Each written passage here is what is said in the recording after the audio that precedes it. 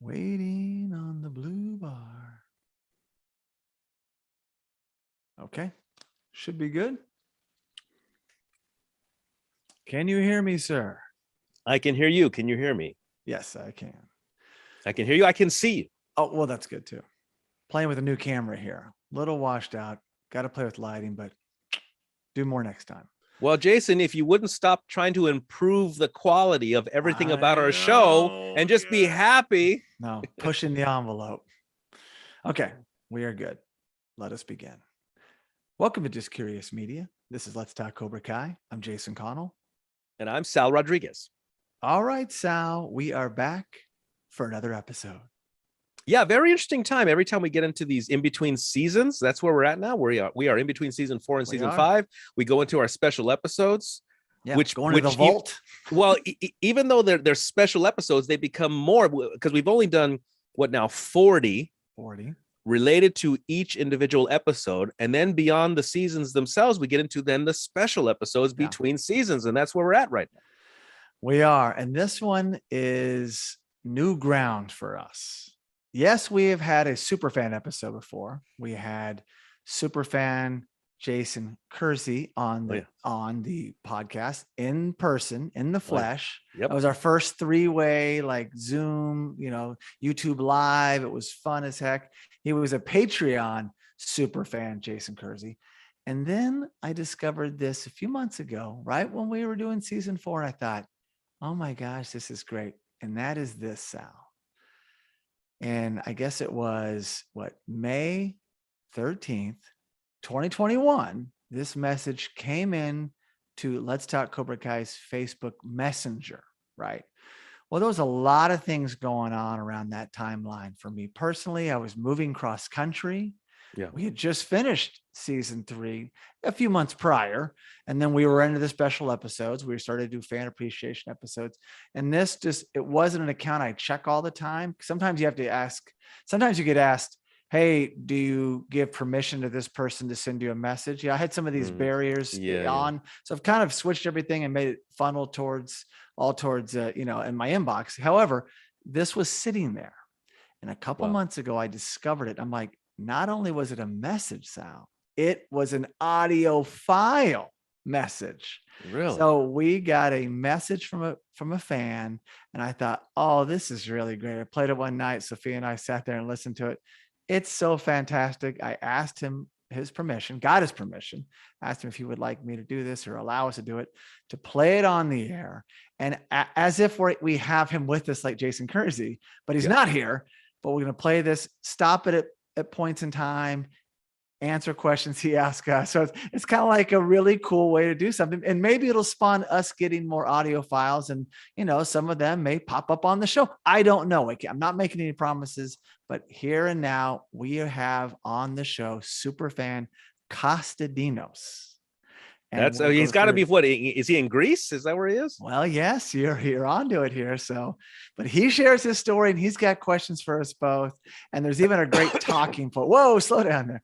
There's even a great talking point, which I have some notes on, but a lot of fun. It's a 5-minute message, but we'll stop it and start it and have some fun with it. So are you excited? This is your first time hearing it. So. Yes. I wanted to say that to be transparent to our listeners. And I pride ourselves on our genuineness and transparency. Yes. I have not heard this. No.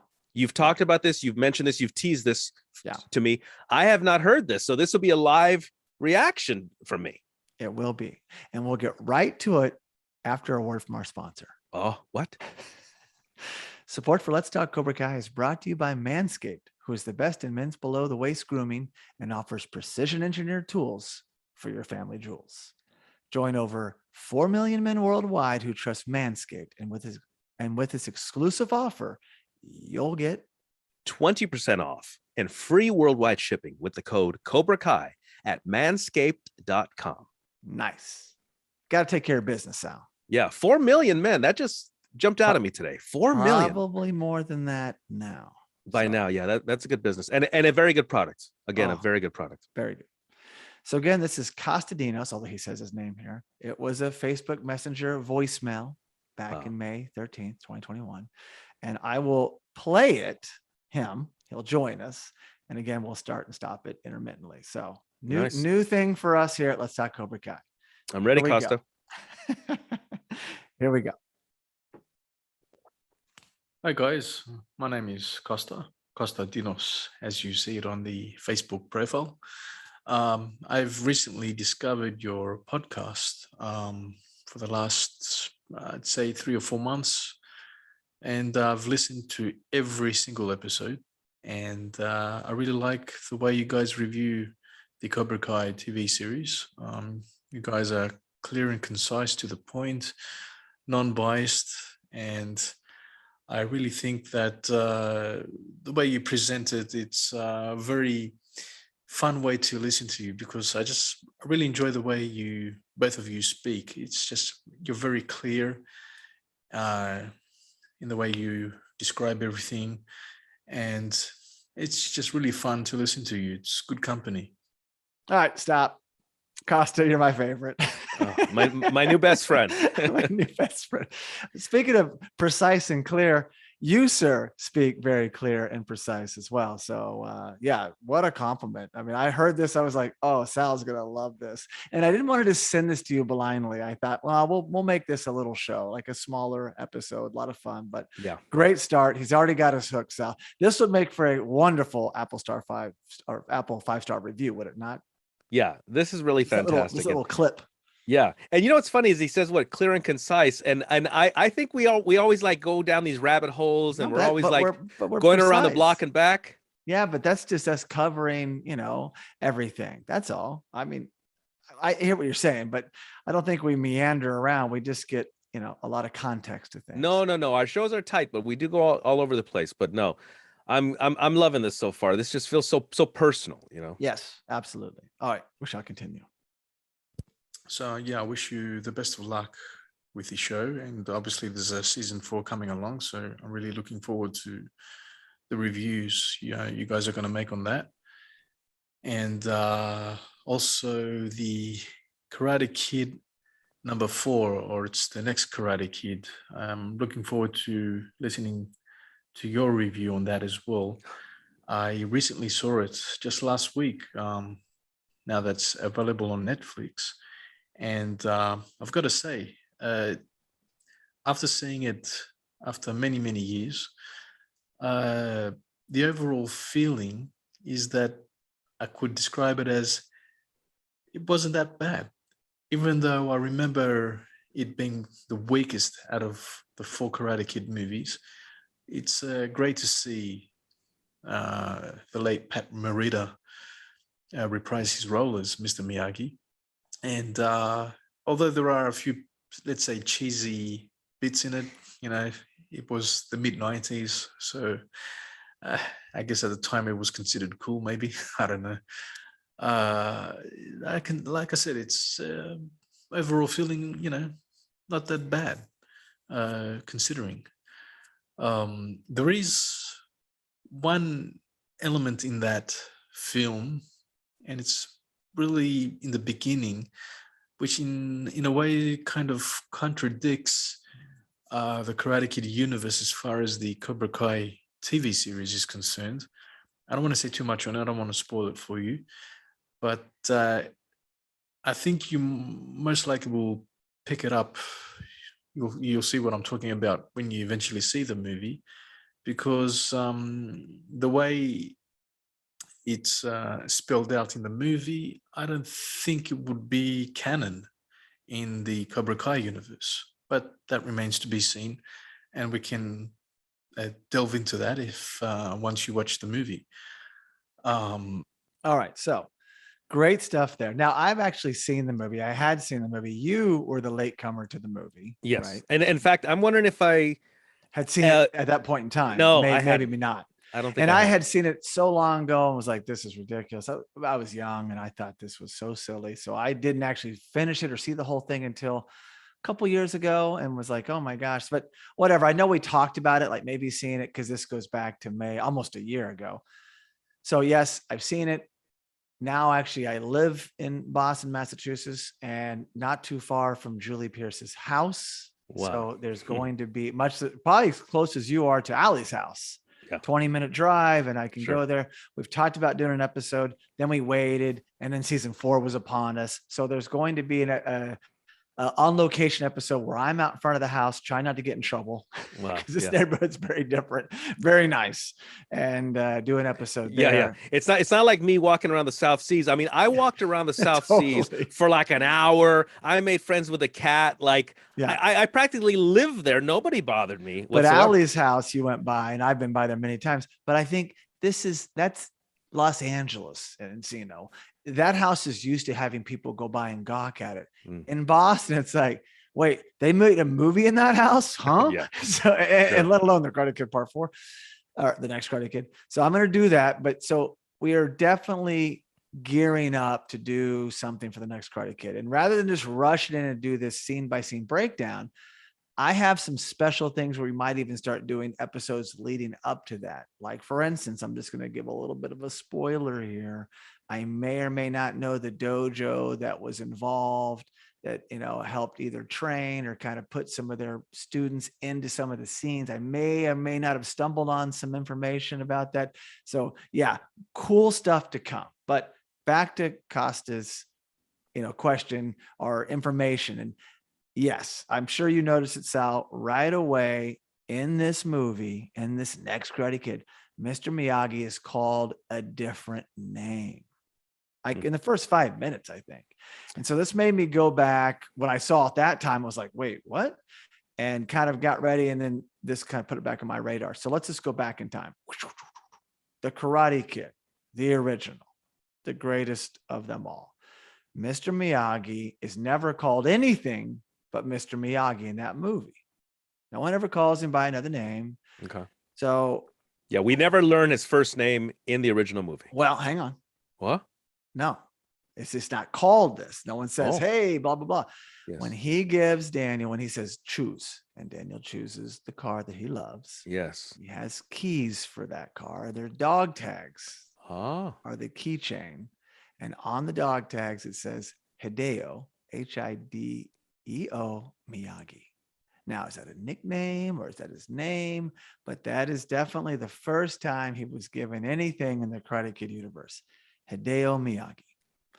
Now we go to the Karate Kid Part 2, where he's given the name, which is also matches his name on Cobra Kai. And Sal, go ahead. Nariyoshi Miyagi. And that's Nariyoshi. Nariyoshi. And on Cobra Kai, it's on his gravestone. Rest in peace, Mr. Miyagi, patmorita. And in Karate Kid Part 2, it comes up. It's written on something, in I believe in Japanese letters, and so Nariyoshi Miyagi. That's what we know. Okay, all right. So I go with that. Hideo could be a nickname, right? Okay, no harm, no foul. It's only on a dog tag. You don't know, right? Could translate to Hero Miyagi. Sure, we don't know. Or middle name, first name, maybe some of that. Name. Yeah, yeah. Although a lot of Asian cultures don't necessarily have middle names, but they don't do middle names But usually. I can't speak for this. That's not a flaw. However, that's where my mind goes, because you know me as Sal. A lot of people know me as Sal, but there was a period in my life where I worked at a certain gym, and there are still people from that era. We're going back about 20 years who still call me by my actual first name, Salvador. Guillermo. Oh, Guillermo. Oh my God. Well, hang on. I know you as Salvador and Sal. No, Guillermo is my first name. Guillermo. For a period of time, I was like, let me go by my first name for once. And I lived as Guillermo for a few years. But then after a while, I was like, let me go back to Sal. And I went back to Sal. But there's still a host of people who still call me Guillermo. And then you don't even recognize it. You don't even react. You're just like, well, I know who those people are, so I know they're going to call me that. If but you see them. If some stranger yelled Guillermo, I may be like, are they talking to me? But overall, no, I do go by Sal. So whenever I see stuff like this, I'm thinking, well, maybe it was a middle name. Exactly. The Hideo, and then Nariyoshi. Sure. But in the next Karate Kid, early in the movie, like Kosta's talking about, he is called, and this, there's this big event, and they're honoring him and other, POWs, and he is called Keisuke Miyagi. Keisuke Miyagi. You want to spell it? Because you have it right there, I believe. Sure. That would be Keisuke. Keisuke. I just took it how the guy says it out loud, over the mic. He calls him Sergeant Keisuke Miyagi. So, Wow. and I get Costa's point. Yeah, this is out of left field.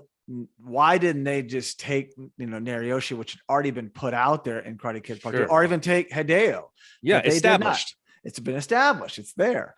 However, I also have read that the showrunner said that the next Karate Kid absolutely is canon for Cobra Kai. I mean, you got Wow. Julie Pierce, of course. Sure. She's in play, played by Hilary Swank, 2-time Oscar-winning actress. So it's a weird thing.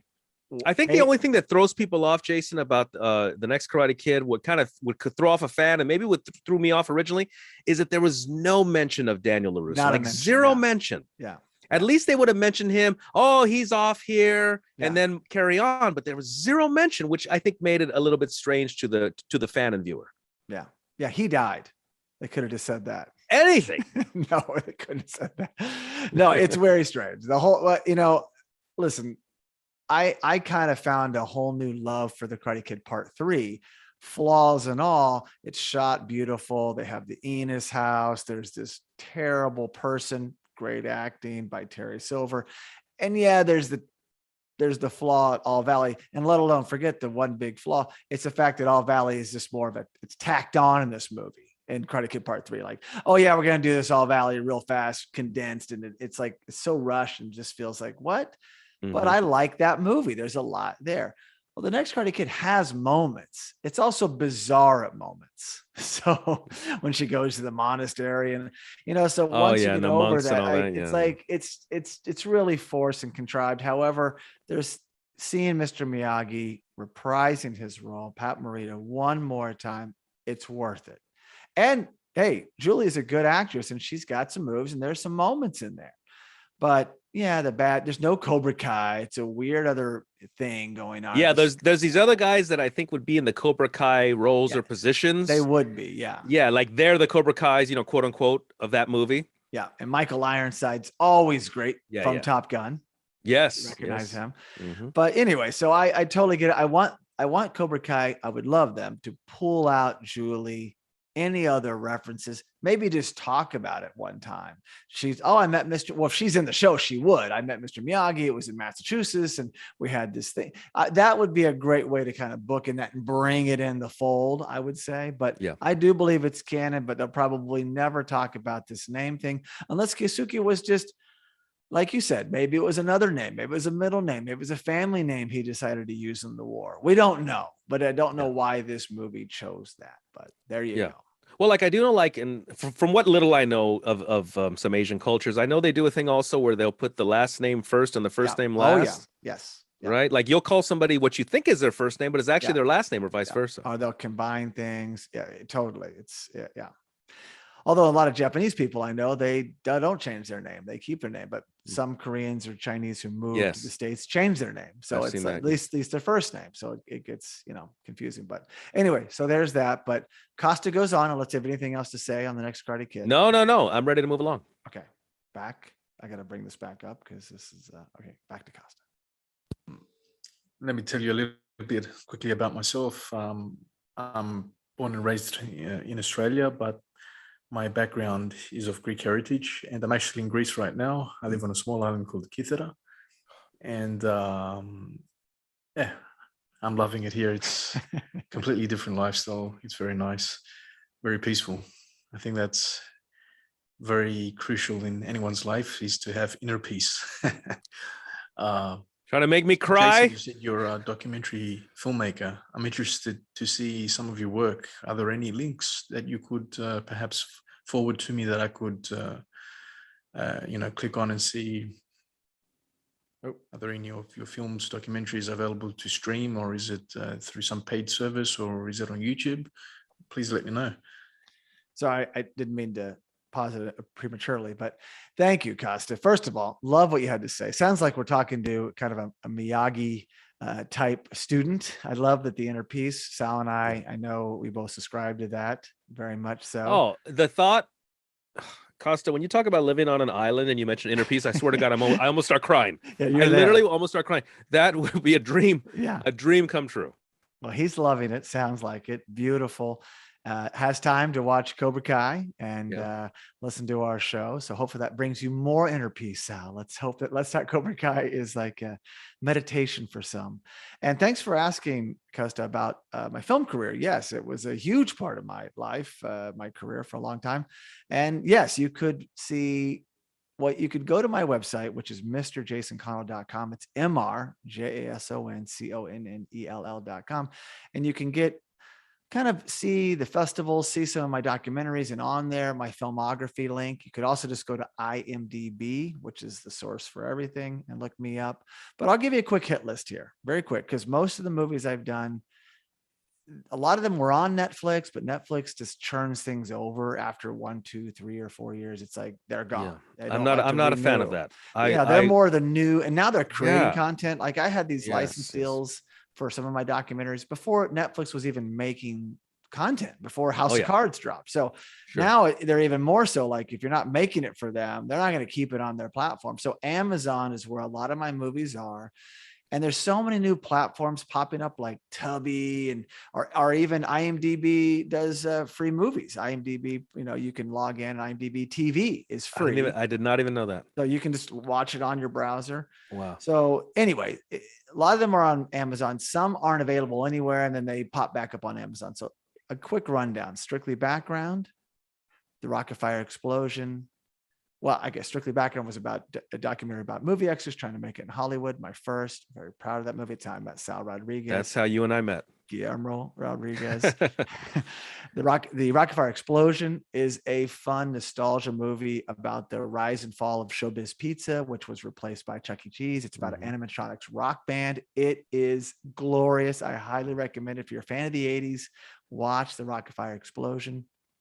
Clean Flicks was a documentary about a bunch of people in Utah, Mormons, sanitizing movies. So they would get a movie and they would take anything bad, any curse word, and remove it, burn it on DVD, and sell this clean version illegally to people. And it became a huge court case in Hollywood. And then they had the rights to. They could take the movie, buy it, make a clean version, sell one copy. It was a 1-to-1 ratio, but guess what, Sal? They weren't going by the 1-to-1. They buy one version of The Matrix, take anything bad or violent, and sell 1,000 copies. Wow. So you can imagine what it was doing to numbers and things, and they're just pirating movies. So anyway, and they're dubbing. Were they audio dubbing? Is that what they were doing? No, they were just removing sets. Oh, just taking it out. Like, what? There might be, like they would go to Titanic, and if it was like, Kate Winslet's naked, no longer that scene's gone. Wow. Yeah. I mean, it's interesting. So that was a fun movie. Yeah. Then there was I Do, I Don't, which you were there for that. You met Maggie. Oh, dude, all the memories are coming back. I Do, I Don't. This couple got married before they even kissed. And so and the church is like, want them to stay together. And it was a very interesting movie. I got involved later with that one. Then there's Holy Rollers, the true story of card counting Christians. We followed the largest card counting team in the country for 3 or 4 years. You know what? I never saw that one. Holy Rollers is great. They'd study the numbers. It was like Rain Men, but they weren't Rain Men. They were just normal people, all Christians. And they learned how to do it. And they would go into casinos and take millions. Sure. And casinos hate them. Yeah. We would go into the casino with like undercover cameras. Oh, wow. Hidden cameras. And then sometimes we would go into the casino and be talking to them behind the scenes about like, how card counters, how's that go? And while we're in the room talking to them on the camera, some of our people would come in and start playing. They would say, hey, we got to keep an eye on this guy, because they know you're betting. They know when you're, when to go heavy, when not to, because that card counting gives you that slight advantage. You can also lose a truckload, but these people would go in with $80,000. They go in with large bankrolls to weather the storm.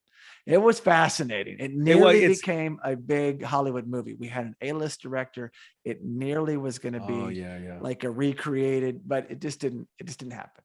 So many times that happens. Card counting is not illegal, right? No. Card counting is not illegal, but the upon. casinos can throw you out if they want. And they can take your business. So they could wait for your trend, because even card counting, you may be down 20, 30 grand, but it could churn and you could be up 80. Well, they may cut you off when you're on the down.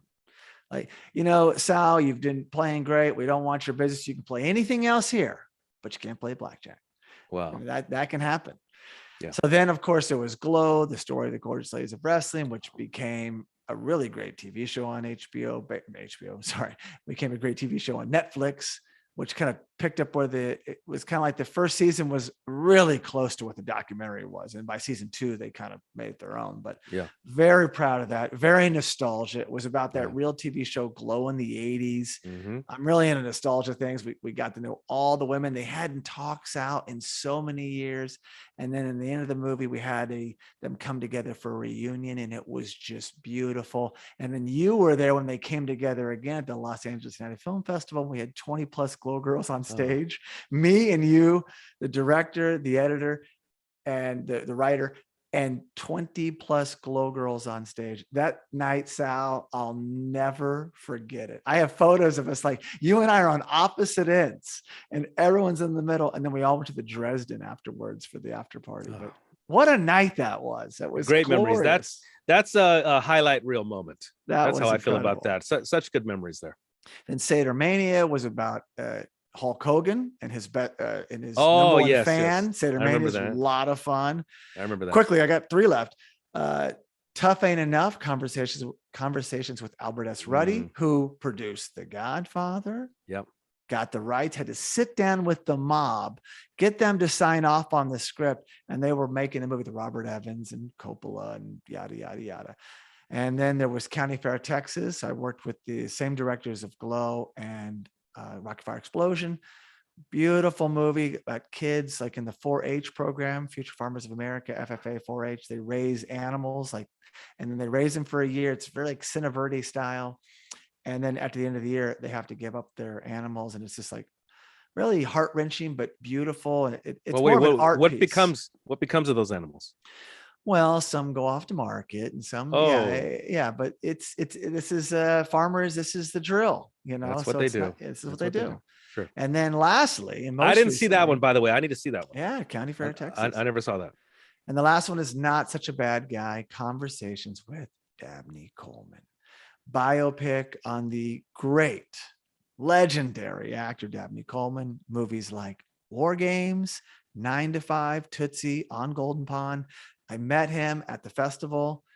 We honored him in front of the Vista, handprints with the director of On Golden Pond, Mark Rydell. Beautiful night. Although, Sal, I think you were over at the Los Feliz that night because we were double booked. We were doing 2 venues. So my friend Dante Acosta, and I were over there. But wonderful time. So great documentary. We go through his life, beautiful tribute. So those 10 movies, Costa, my documentaries are available Amazon Prime, or go to IMDb and it can even tell you what platform it's on. But thanks for asking. I really appreciate it. It's fun to go down that memory lane. So thanks for going there with me. You know, Jason, I got to tell you, as your friend and co-host, I feel like we are in the era of shameless self-promotion, and nobody would fault somebody for always like selling your stuff. You don't sell your stuff. I don't. We need to hear about this stuff more often. Okay, I agree. I do refrain from that. And so it was like, oh, wow, that is fun to talk about. I'm passionate about it. I haven't made a documentary in a while, and I do want to share. It's not shameless for promoting. It's genuine. So thank you, Sal, for saying that. And Costa, I think it's great. I think, you know what, you've done a lot of great work, Jason. You should be proud, and you should let our listeners know about it more. I really do feel that way. Thank you. Thank you very much. I appreciate that. Now back to Costa, because he's got some questions for you, Sal. Oh, what? And Sal Rodriguez, cool name, by the way. You said that you used to be an extra on the Wonder Years. Wow. I mean, I remember seeing that show when I was growing up. And I remember, I think it was in the early 90s, where it was the final season, I think, of that show. And gosh, I think about it and it feels like it was yesterday. Sometimes amazing how time flies. You said you were an extra in that show. Do you remember which episode you were in? Because I can go back and find those episodes. I like to see your work in even as an extra. Sal, do you remember the episode? That's you funny. were probably in more than one, I'm assuming. Well, there were a few shows where I was almost a regular on. Parker Lewis? No. Saved by the Bell. Saved by the Bell. Yeah. The college years, to be exact. The college years, correct. Yeah, not the earlier. But the Wonder Years. In fact, the Wonder Years, like the director knew me. The directors, they would rotate. Wow. The ADs, like they kind of knew me. Like I was like one of the gang. They would have like a group of kind of regulars, and I was sort of a regular on the Wonder Years. Wait, and we would often was it film. Guillermo then, or was it No, Sal no, or no. Sal? Well, one day I'll go into the story. The truth is, I used another name to get onto the show because I had to lie about my age. At the time, I was 17 at the time. And you had to be in the 18 to look younger category. So I had a friend at the work at the DMV. I got another idea. It says I was 18, and there I was on the set of the Wonder Years. I was a high schooler faking it as an adult to play a high schooler, and that's the absolute truth. So I did work on several episodes of the Wonder Years. Wow. Namely, one of the main reasons why I was on the Wonder Years a lot is because my mother had a 1969 Volkswagen Squareback, maroon in color. It can't be red. They don't like red cars in the background, but it's sort of a neutral maroon color. And I would drive that Volkswagen Squareback back and forth in the background a lot. No. In addition to working as a student and walking around the halls that they often filmed at Grant High School, which I believe is North Hollywood or Van Nuys. So I couldn't tell you which episode. I was on a few. But that you can be seen probably driving car in the background. Yeah. I look love for a 69 Volkswagen Squareback, maroon in color. I think there were some racks on the top. If you see that, look for me. I'm going to be in that. But you know what? I do mean to revisit the original show and maybe find myself. Because you yourself, Jason, sent me that screenshot of me near Luke Perry on the 90210. Okay, that was another show I was sort of semi-regular on, was Beverly Hills 90210. So I do mean to revisit these old shows and just see if I can pop up.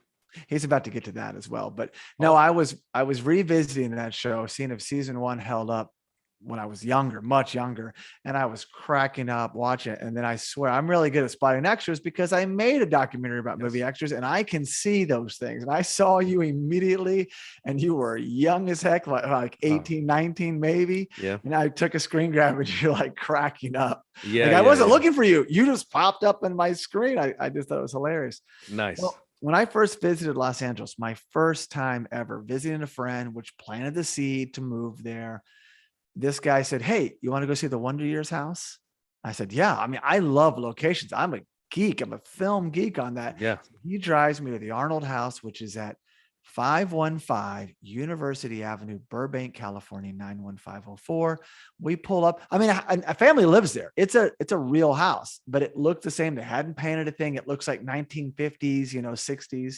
I guess that was the time, 60s, but the show was set, I believe, during the Vietnam War. So exactly. So not 50s, but that house was there in the 50s. Sure. But it was beautiful to see. It had the basketball goal, and I was just in awe. But in Los Angeles, you can go 10 minutes and hit a house like that, all the time. Like, oh, here's the Brady Bunch. Yeah, house. the Brady Bunch. Yeah, the Brady Bunch house is not far from here. And by the way, I never knew that about the Wonder Years house because I would work mainly at the school and driving on the streets. I never even knew about this house. This is very close to me. I live in North Hollywood. Burbank is the next city over, right behind me. Yep. I'm gonna check that out. I did not know about that. Go by there. We'll do a on location. We have to have a reason.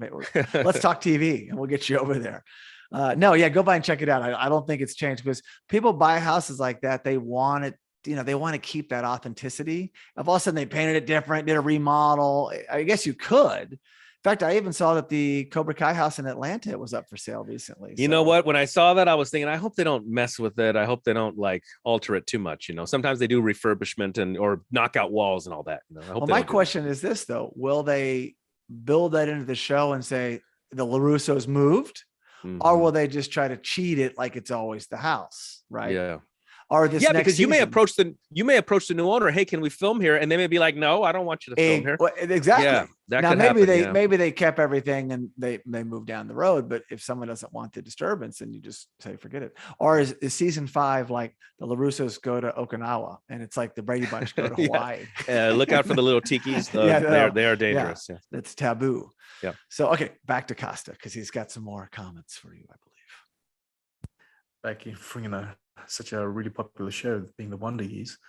You said you were also an extra in Beverly Hills 90210, but back in the day, I was still in primary school, but I can't say that I really ever watched that show because I just remember the girls at school going on and on about the characters of, Jason Priestley and Luke Perry, I think. Yeah. And they're just going on and on about him. And I'm all the boys are like, yeah, whatever. Yeah. Anyhow, like I said, yeah, keep up the great work, and I'm looking forward to any episodes you guys come up with. And I'm gonna also check out your other podcast where you're reviewing, from what I understood, various types of movies and also these crime detective style movies. So that's an interesting genre, I must admit. So yeah, keep up the great work, and I'm looking forward to listening your next episode, whatever that will be. See you guys. Bye. All Very right. nice. Wow. Warms my heart. Warms my heart. What? It's like we have Kosta here in studio. Yeah. That's kind of how I feel. Very nice. What a fantastic voicemail. A simple voicemail. Simple voice. Fantastic. Thank you. Yes, absolutely. And yeah, to make a quick point there, or smooth out the any misunderstandings. So yes, we have Let's Talk Movies. That's under the Just Curious banner. We revisit movies, even newer movies, but we really talk about films. Most recently, Sal and I brought Sal back on because it's really just a one-man show, and I bring on different people. And Sal, Yeah, I'm not the co-host of Let's Talk Movies officially, no. But you're the most called upon guest host that sure. I have. And you came on, and like recently we broke down the opening scene of Reservoir Dogs. Yeah. So sometimes it's something like that. So obscure, but cool. 30th anniversary on Reservoir Dogs, or I'll just review a movie, or I'll have an interview. So it's a mixed bag, but we're always talking movies. And the idea is to kind of either, if you haven't seen that movie that we're talking about, go see it or go revisit it. Because, sometimes you're stuck at Netflix or Amazon, like, what am I going to watch? What am I going to watch? And sometimes you don't have to look forward. Like this just came out. If you go back in the 70s and the archives, the 80s, 90s, 60s, whatever, you can see things you never saw or you saw once. And like, I kind of remember that. So I'm big on that. Like, I love to look forward and what's new, also go backwards. So I like to do deep dives on that. And the other show, That's a Crime. We don't really talk about movies that are a crime. It's just crime. So I think Kosta, maybe he misunderstood. So hopefully you check out That's a Crime. We break down anything and everything, Sal, from a misdemeanor to a murder. True. Yeah, That's we exactly go all over the place. Yeah, we do cover a lot, and we need to. I know I've told you before, and I'll say it again. I need reprieves from the tragedies. Yes. It's the pressure valve. I need that because some of these are really heart-wrenching. Some of the crimes are really heart-wrenching. A lot of innocent people will get hurt, have been hurt. So when we do just either a celebratory fan appreciation episode, or we go into a lighter crime where there's no casualties. Yep. Yeah, it's quite nice. But yeah, That's a Crime. We do go across the board. Yeah, I didn't want to do the usual, serial killer show, but there's a million of those. So I wanted to go like a lighter crime heist. I love a good heist. And so Kosta, I guess we could cover movies. Sometimes the show turned into a movie, but really we're just covering these unique things, some classics you may have heard of, up to very more recent crimes. We've been a lot more recently. We're in the 2020, 2021, 2022, which is very recent, because I'm getting, unfortunately, there's always new crimes. When I start researching, I'm like, well, this is interesting. So I try to, balance it between, something darker, but important to cover, and then come right back with something lighter. Crypto crimes are really on the rise now. We've covered some of them. Sure. We've got some sports crimes coming, Sal. We haven't done one yet. Well, we've covered athletes who have had, were involved in crimes, but I mean like sports crimes. Or like, where there's cheating or like referees paid off and stuff like that. We talked about it one day. I was like, we haven't really uncovered that, but there's always nuances. We've had some classics. Sal, what was our first episode of all time ever? That first episode of That's a Crime was all about DB Cooper, the famous heist from 1971. Yep. Still unsolved to this day. Lots of speculation about who was DB Cooper and all that. The most magnificent heist, as far as I'm concerned, to this day, because I say that not only because he got away with it, not only because it's unsolved, but no one hurt and no casualties. Amazing. It really is. He evaporated into thin air. Yep. Incredible tale. And then we've covered things like the Lindbergh baby kidnapping and some other ones that you may have heard, the Preppy killer. and a lot of other things. But then there's a lot of cool stuff happening. I kind of, the more I research, the more recent crimes are interesting to me, because it's like, well, maybe it's important to talk about. Now we're doing updates on some crimes that we've done, that new things are unfolding. I like that too, because you know why? I've been saying this for years. You see an interesting story. Yep. And you're like, oh my God, that's an interesting story. And then that's it. You never hear about it again. You don't know what happened. Where is that person now? A follow-up. So I like follow-up, and I like that we're starting to do that. Yeah. So Kosta, it was wonderful to get your message, although it was months late on my end. But check your messages, Jason. Sounds like something I would do. Wait this long. But we were slammed, and when you're moving across the country, that's a whole other thing. But timing's everything, and it was perfect to discover it recently and plan for this special episode with Kosta Dinos on the show. And more than anything, I hope that you enjoyed season 4 of Let's Talk Cobra Kai. Yeah, because it was our most triumphant. I mean, our finale, Sal, was over 2 hours long. Yeah, it was a beast. This season was a beast. I mean, even during the season itself, because if those of you don't know, we watch it in real time with everybody else. Yeah, we do not, believe me, we'd love to have advanced screeners. We are not there yet. We do not get advanced screeners. We are waiting and watching along with everybody else. Yeah, we would love it. I drove to Florida, through many states, stopping along the way, doing notes. We were set up, recorded, editing. You were traveling as well. And I guess it's 2.5 months. You can't stop life. Sure. You just have to keep banging them out. And I'm telling you, as much as I want to see season 5, Sal, I'm also happy that it's months and months and months away from a production standpoint. Yeah. So give us a chance to do more of these fun special episodes and gear up for next season. Yeah. And Jason, I just want to add one thing for the benefit of Kosta or maybe the newer listeners who haven't consolidated who we are, who Sal and Jason are. Just to bring it back home.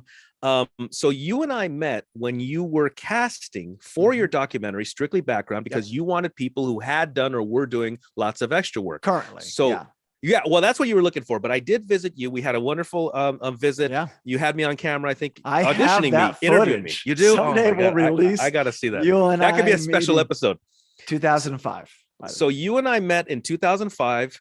And you decided, well, Sal has done extra work in the past, and that's great, but I'm looking for people that are currently doing extra work. Yes. And I was not currently doing extra work, was it more into stand-up comedy, been doing a lot of stand-up comedy around Los Angeles. Yeah. So you met me when I was doing stand-up comedy, having previously done extra work. So a year or two go by, and then you reach out to me to be the host moderator of your new festivals, the United Film Fest. And Jason had festivals all over the place, multiple states, and even in London, right? Yeah, UK, London, yeah. Yeah, so you had a string of these United Film Fests, and I was the host moderator, became 5-7 years? Yeah. Mainstay host moderator at the LA United Film Festival that was at the Los Feliz 3 and at the Vista. But it started at the Cinespace. It started at Cinespace in Hollywood. The first year. Yeah. So that's how Jason and I met, and that's been our legacy. Well, hang on, let me go one step further. Go. One step further is, so you had your run with your film festivals and your documentaries, and I was there, and all these films you mentioned, I had great memories of running a lot of these Q&As, lots of good memories. So then a few years go by.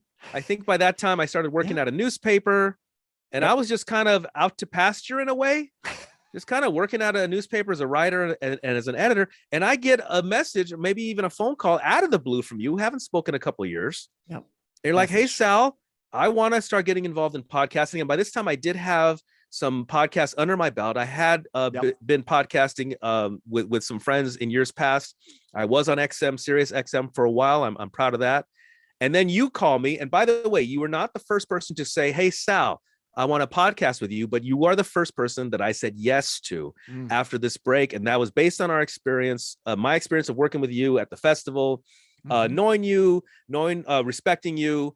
You always do what you say you're going to do. You always, you don't overpromise, underdeliver, so because of my respect for you and admiration for you, I said, yes, I will go on this journey with you. And here we are now. Here we are.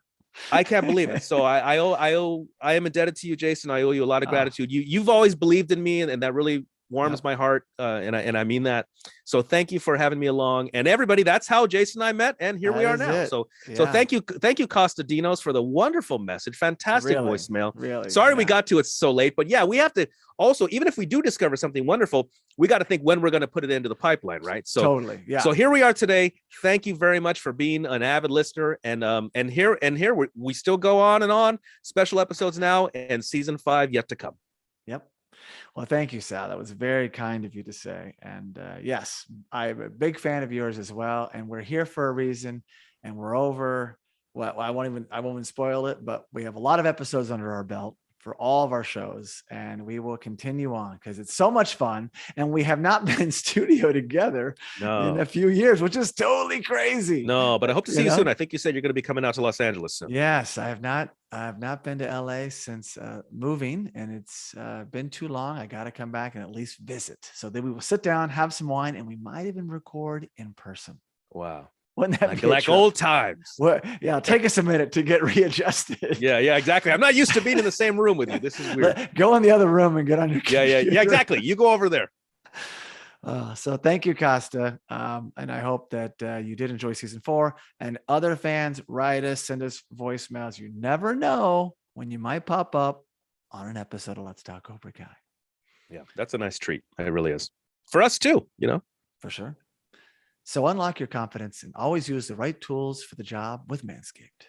And get 20% off and free shipping with the code cobrakai at manscaped.com. So thank you so much for listening. And please be sure to subscribe to the Let's Talk Cobra Kai podcast, as well as the Let's Talk Cobra Kai YouTube live channel. You can also really help us by giving the show a 5-star rating on Apple Podcast. And for all you listeners that enjoy sharing your thoughts, you can leave us a review on Apple Podcasts, send us a direct message, or post a comment on any Let's Talk Cobra Kai social media platform. If you're a dedicated listener or viewer of Let's Talk Cobra Kai, please consider supporting the show on Patreon. We also highly recommend checking out our other podcast and visiting justcuriousmedia.com. No mercy. Great job.